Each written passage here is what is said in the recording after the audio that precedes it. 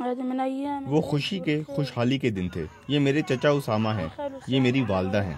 خدا ان پر رحم کرے، او میرے خدا، خدا ان پر رحم کرے۔ 13 سالہ عبداللہ کے لیے ہوم ویڈیوز اس سب کی یاد ہیں جو انہوں نے کھو دیا۔ میری والدہ اسکول کے لیے مجھے 6 بجے اٹھاتی تھی اور ہمارے لیے ناشتہ اور چائے بناتی تھی۔ جنگ شروع ہونے کے ایک ہفتے کے دوران ہی عبداللہ کے والدین اور انکل مارے گئے۔ ان کی گاڑی کو اس وقت نشانہ بنایا گیا جب وہ اسرائیل کی جانب سے محفوظ قرار دیے جانے والے علاقے جا رہے تھے۔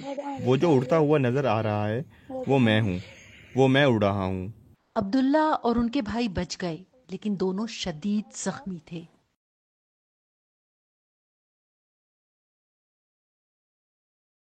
عبداللہ اب خان یونس میں اپنی 2 بہنوں اور دادی کے ساتھ رہتے ہیں۔ چلو کھیلیں، کیا ہم الفنا کھیلیں؟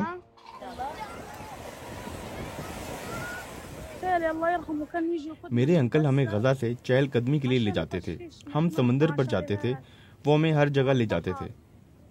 لیکن میری والدہ، میرے والد اور میرے انکل کو کھو دینے کے بعد ہم اب کبھی کہیں نہیں جا سکتے۔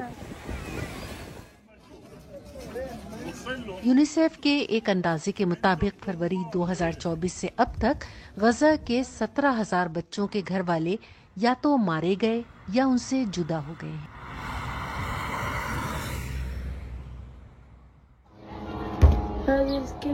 یہ الفاظ اسرائیل کے لیے ہیں، یہ سب تم نے کیا ہے اور یہ سب تمہاری وجہ سے ہوا ہے۔